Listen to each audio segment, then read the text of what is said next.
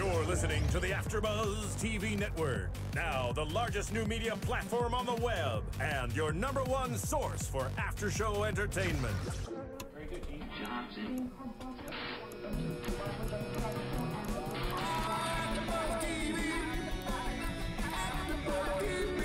From the AfterBuzz Studios in Los Angeles, California, presented by Maria Menounos and Bing.com, and streaming live thanks to Akamai Technologies. This is AfterBuzz TV's America's Got Talent After Show. We'll break down tonight's episode and get you all the latest news and gossip. And now, another post-game wrap-up show for your favorite TV show. It's AfterBuzz TV's America's Got Talent After Show.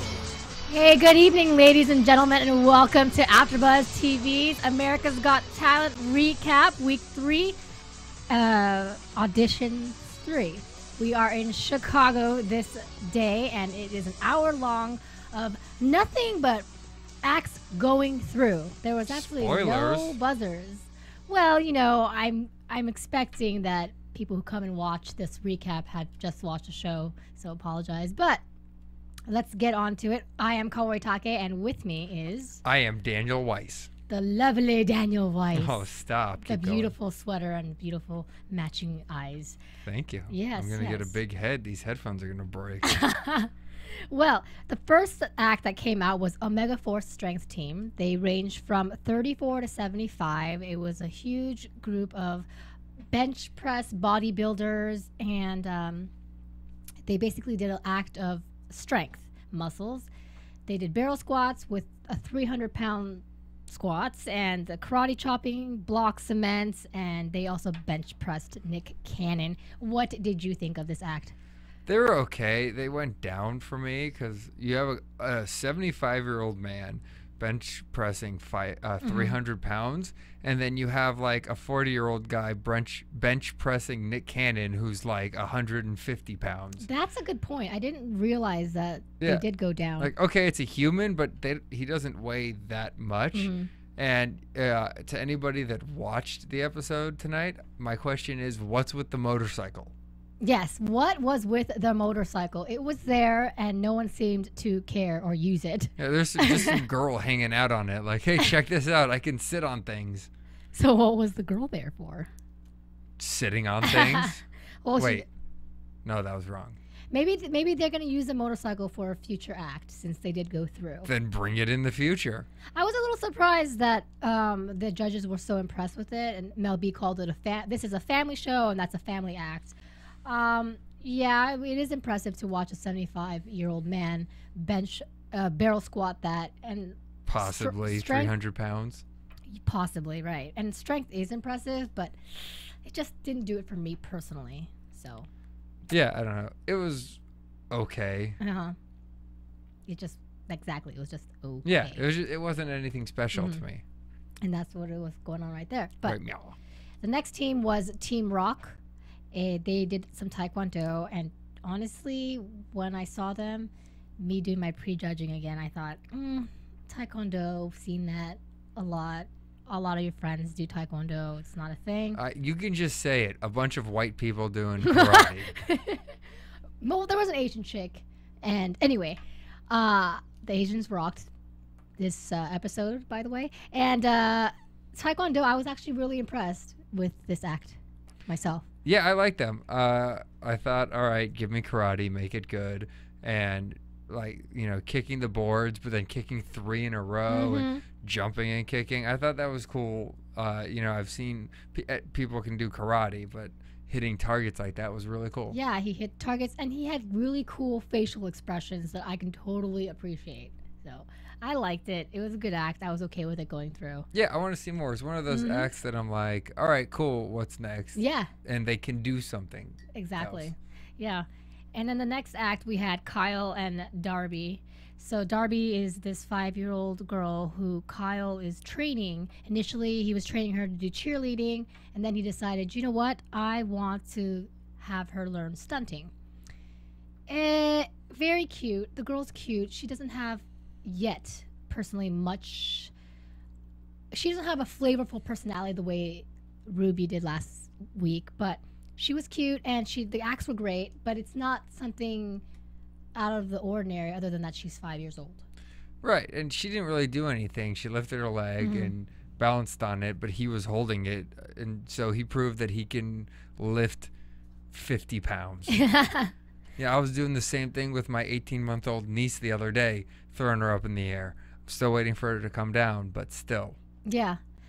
I mean, I was a little surprised that she went through, but you know, a lot of people probably like her. She had some kind of it was interesting to watch a 5-year-old do that kind of stuff, to be honest, but yeah, but to me she wasn't doing it. Like he was doing He did everything. He all was the throwing her effort. in the air. He was catching her and balancing her. She just was a prop. yeah, I kind of sensed like I saw him kind of holding her foot again to make sure that he had it. Yeah. So, Yeah. you know, but I wanted to say that before we go any further, I wanted to ask all of you guys to go to iTunes and check out Serial Buddies, which is now available, created by Maria Menounos and Kevin Andegaro. You can rent it for $4.99 or just for $1 more. You can actually buy it. And by doing that, you are helping support all of us here at AfterBuzz TV. It's a great, great movie. Of course, it's Dexter meets Dumb and Dumber. We've got our Maria Menounos in it. We have Christopher Lloyd. We've got who else have we got? We've got Artie Lang. We've got Arthur Fonz. Fonzarelli. We have Henry an Winkler. all-star cast. A very, very unique plot. You'll find nothing else like it out in the market right now. So just go to iTunes and check it out. Yeah, don't you wish you were the guy that was like, hey, you guys got to check out this movie called Back to the Future. And everyone's like, oh, I don't know what that is.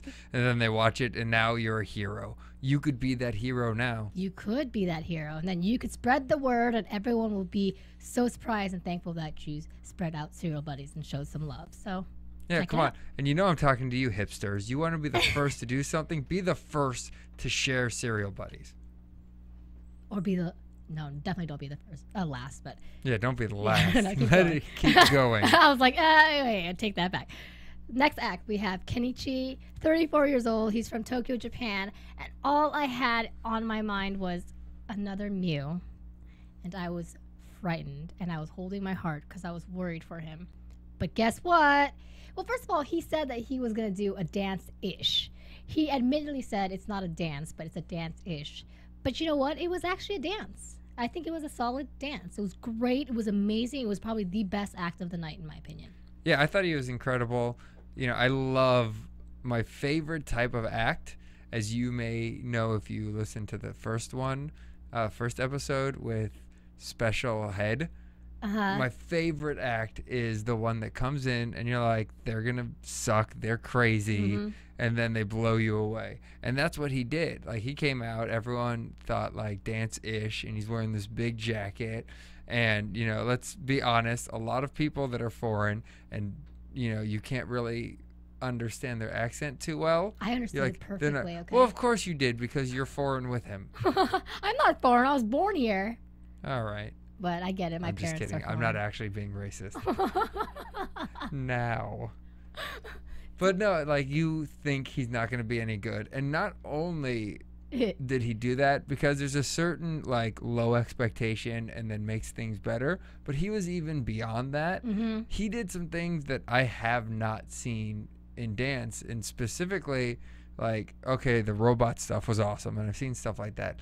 But when he went on the ground, he laid straight down on his back and then lifted himself up by his heels. Crazy. That good. was awesome. I have Yes. not seen that. No, he did so many good moves. Even he had me at when he dropped his head, and it looked like his head was completely separate from his body. Yeah, I love that move. I mean, he was so good. And you know what was really cute was how I liked how he said he got into it because he only knew how to do the Running Man, and he had a crowd reaction to the Running Man, and he liked it, and that's why he started dancing. So when he introduced himself that way, I thought, okay, he's not going to be that great if he only can do the Running Man.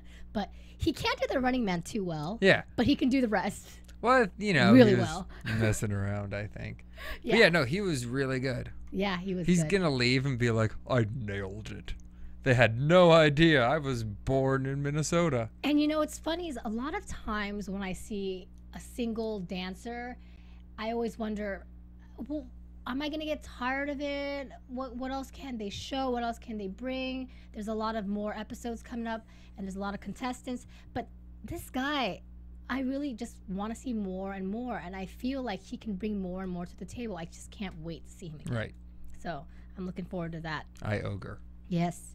And then we have the dog rescuer, Deanna. She's 39-year-old. She's a singer, and she says that she's always wanted to be a singer, but the problem is that she's not, quote unquote, aesthetically pleasing, and so she stayed away from singing, and she's doing dog rescuing, which I think is awesome because I love dogs, by the way. But she decides to sing a song from Dreamgirls, and she's been waiting for this moment her whole entire life.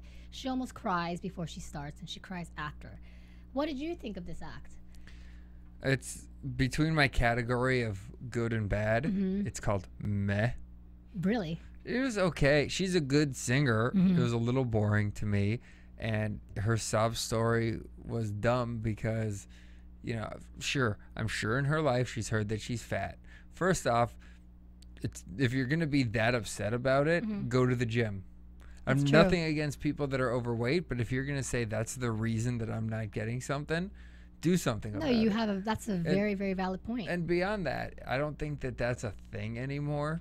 I feel like maybe 10 years ago, but, no offense to my best friend Adele, who's probably listening right now. Or Jennifer Hudson, who was Jennifer Hudson, but they were overweight and incredible singers, and it took them. And I don't think that it's her weight that was bringing her down. It's the fact that she just, she sang a song.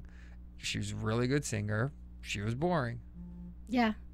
I personally agree with you. I think she has a phenomenal voice, but those, for me, they're not the kind of voices that I enjoy listening to. I wouldn't buy a ticket in Vegas to watch her perform. Right. That's just me. But she did good, and she got a pass, and I understand, because watching her sing, you can't imagine them saying, "Oh, you're a fantastic singer," but no, right? Right. They're gonna have to let her She was pass. good enough to go on and see what else she can do. And when they put her up against some of the other singers that they've had, she won't do as well. Right. No. Or she'll do great. I don't know. Well, we'll see. And the next act, let's go on to this, was Steve Price. Yeah, Sprice. Yes, Bryce. And he came right after a commercial break. And after the commercial break, it started off with weird science and a lot of weird things going on in the back. And then Steve Price, 19 years old, from Michigan, he says that he's not very energetic, and that's a reason why he might not go through. But he can build things. Specifically, he makes Rube Goldberg machines. And you can go ahead and explain that, because you... Well, a Rube Goldberg machine is simply a device that has working parts that go on to the next one that trigger each other, such as dominoes or different buttons that are pressed by actions taken from other. In simple, every action has a reaction. Yes, and I think... Glasses off. Though, well done, actually. Well done. Thank you. I think those kind of machines are... And in the meantime, if you're not watching on YouTube... Don't watch on YouTube.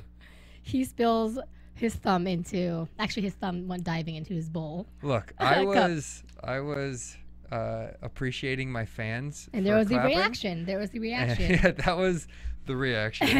And you know what? You're all welcome, because this table is filthy. And I just cleaned it.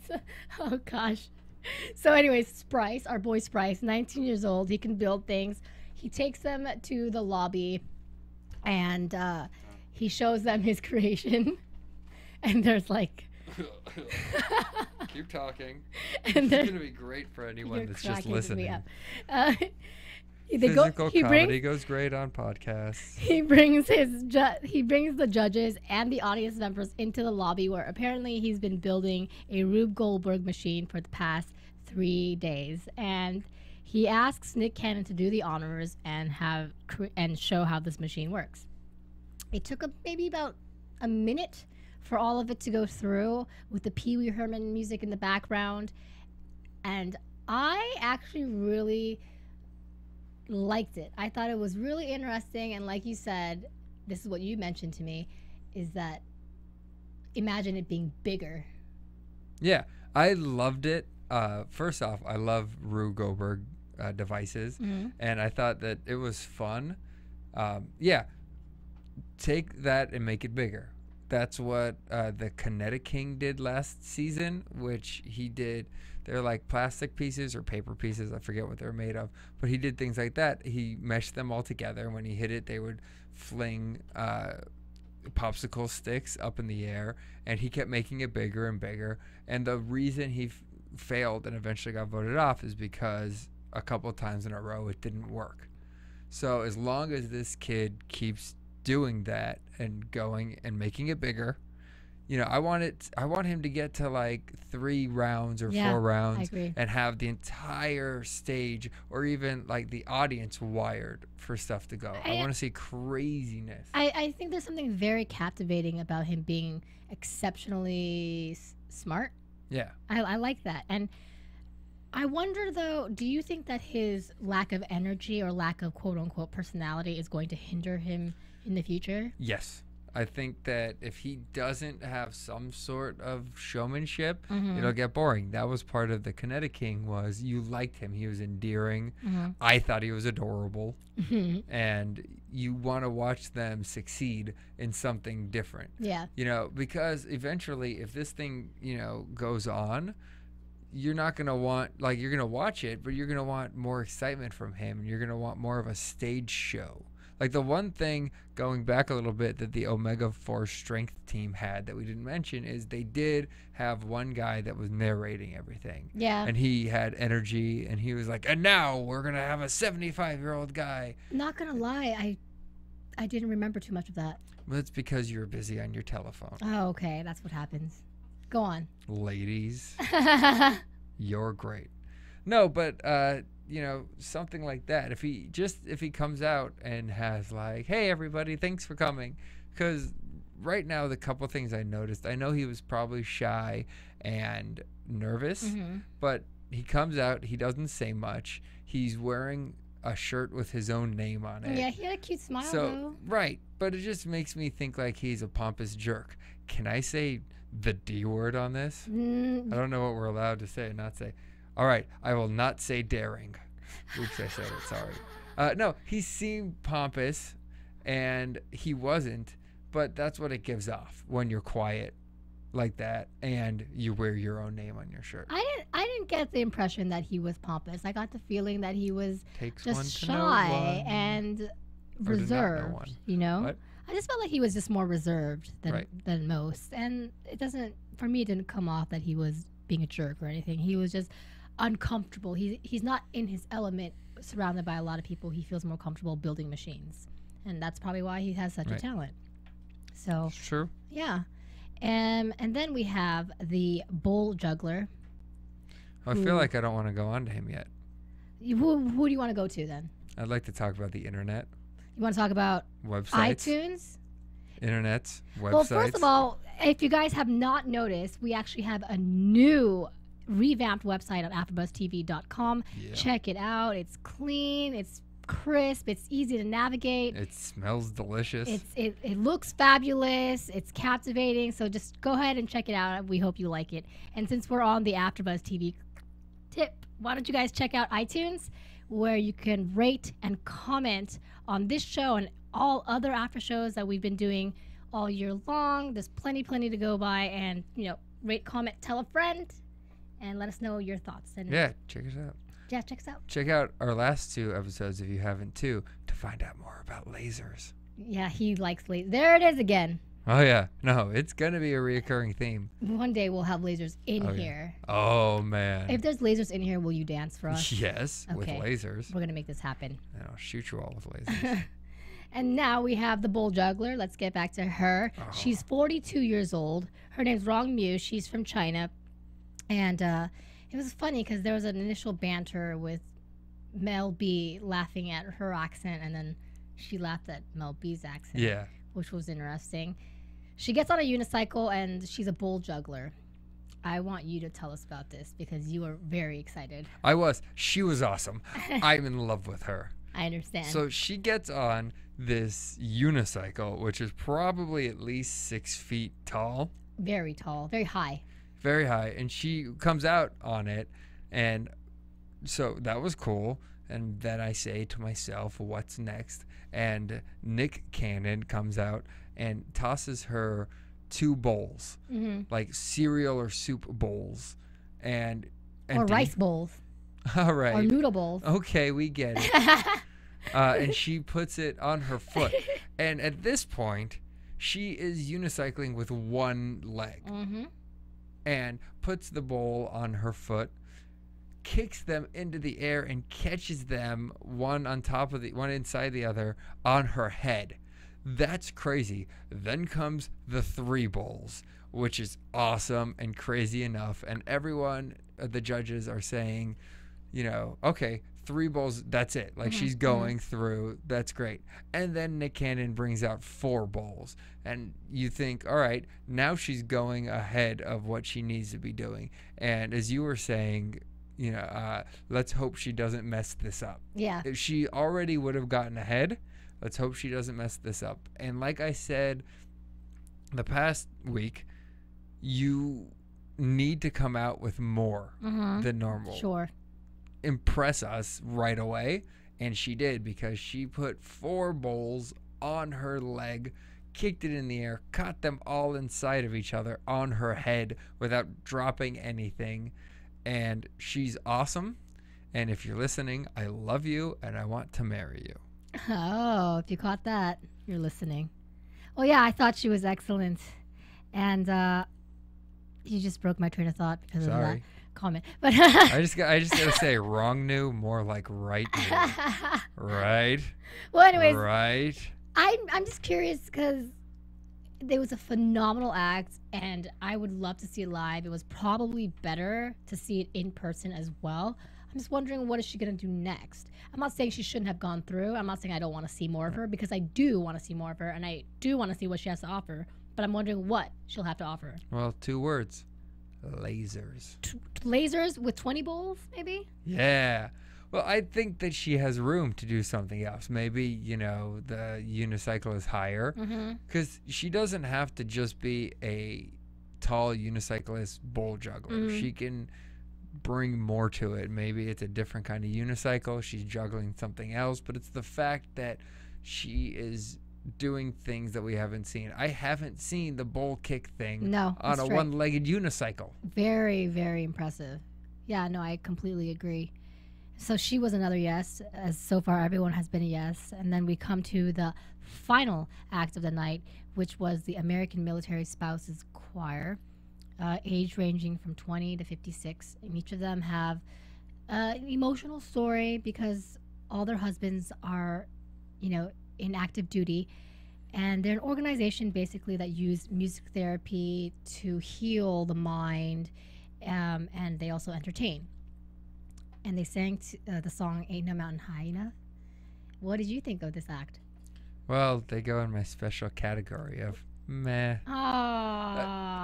To me, the sadder the sob story is, the less I care. Not to be a jerk. What did you think of Tim Poe last year? Tim Poe.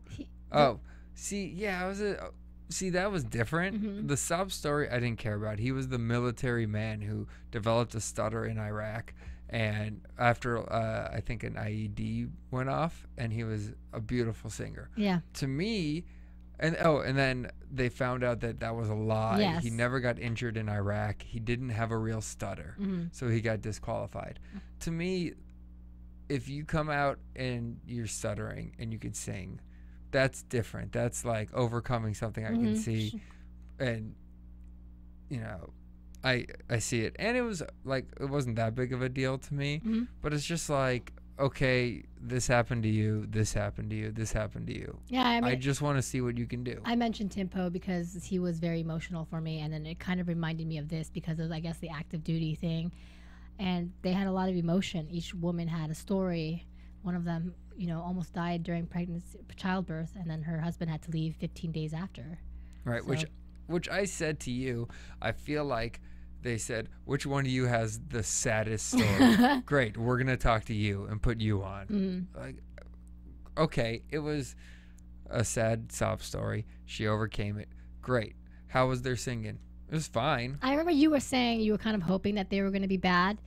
But you kind of knew that there's no way that they would be bad because of considering that they're a huge group of military spouses. And obviously we have to pay our respects to all those in active duty and be thankful for it. So obviously we're not going to hate on their spouses. Right. So yeah, I think they were a good act. I liked them. I enjoyed their singing as a group a lot more than Deanna. Yeah. Yeah.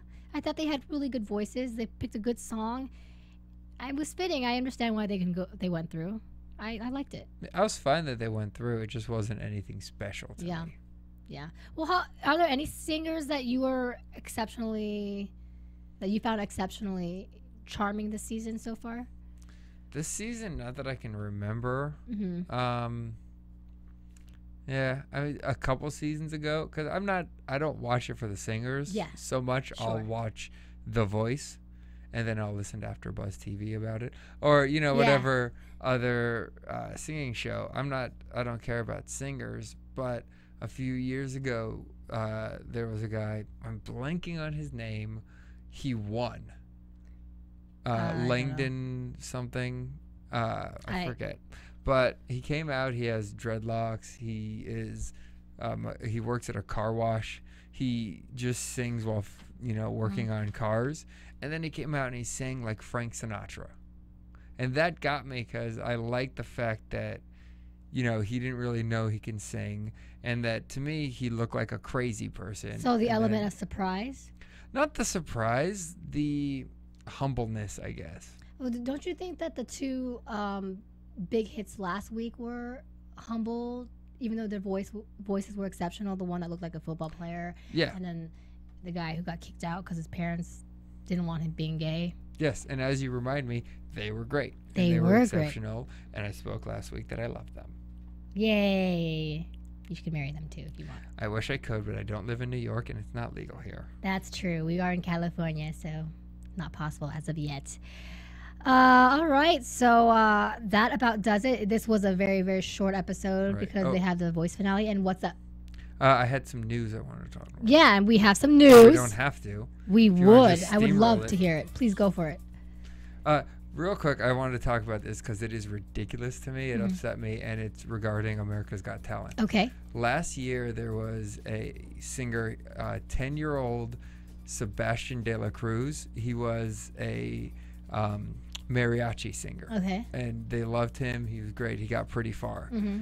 And so this week he was at a game in Texas, a basketball game, and Darius Rucker, Hootie of Hootie and the Blowfish, was supposed to sing the national anthem, and he wasn't there. He was a no-show, and Sebastian De La Cruz was in the audience. Crazy. It was, yeah. So they're like, we're gonna have him do it. He went up and he sang it, and it was beautiful. How'd they even spot him in the audience? I don't know if they knew he was gonna be there. Mm-hmm. He might have been a backup already. I'm not sure, but they brought him out instead of Darius Rucker. Cool. And he sang, and everybody loved him.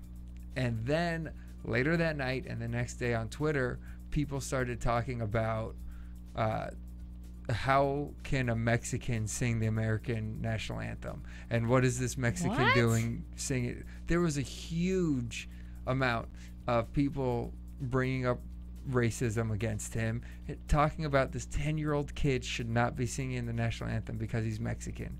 And that's ridiculous. This quote-unquote Mexican kid, who, yes, he is Mexican in heritage, is born and raised in Texas. That's horrible. I mean, as an immigrant child myself, he was born and raised here. He's American. Right. And honestly, even if he wasn't, he's made it his home. Exactly. It doesn't matter. He's here now. He's here. And he's 10 years old, and or I think he's 11 now. That doesn't matter. But he handled it very well. He said that that's their opinion. They're welcome to it, and I'm sorry they feel that way. Very mature. Yeah. Very mature. I like that. We can learn from him. So that was my news I had to butt in with. No, that's awesome news, and I'm really happy that he got to sing the anthem. Yeah, and they had the basketball team had him back the next night to do it again. Ooh, look at that. Awesome. He's going places. You know, controversy brings people in. So, you know. Any other news? Well. Let's see. Heidi Klum still looked hot. Mel B is still my favorite. We're okay. Good. I spilled water. You spilled water. That's some news. I cleaned it up now. Yes. All right. Well, guys, where can we find you in the meantime during this week hiatus? Tomorrow I'll be hanging out watching TV at my house. You can come over. That's nice. I do not yet have a Twitter, but you can check out my improv group, Doctor Who Live, on Facebook. Please check us out. We're awesome. I know that you're out there thinking, I love America's Got Talent and Doctor Who. He's pretty funny, so. I think so. So does my mom. I think so, too. Well, Kaori's my mom. That's odd. And you can find me on Twitter at KAORIOUS, as well as my Facebook page. You can find all of us here at AfterBuzz TV with the new revamped website. And we will check you guys out next week. Yeah. Check yourself. Check yourself. From Bing.com, executive producers Maria Menounos, Kevin Undergaro, Phil Svitek, and the entire AfterBuzz TV staff, we would like to thank you for listening to the AfterBuzz TV network. To watch or listen to other after shows and post comments or questions, be sure to visit AfterBuzzTV.com. I'm Sir Richard Wentworth, and this has been a presentation of AfterBuzz TV. Buzz you later. The views expressed herein are those of the hosts only and do not necessarily reflect the views of AfterBuzz TV or its owners or principals.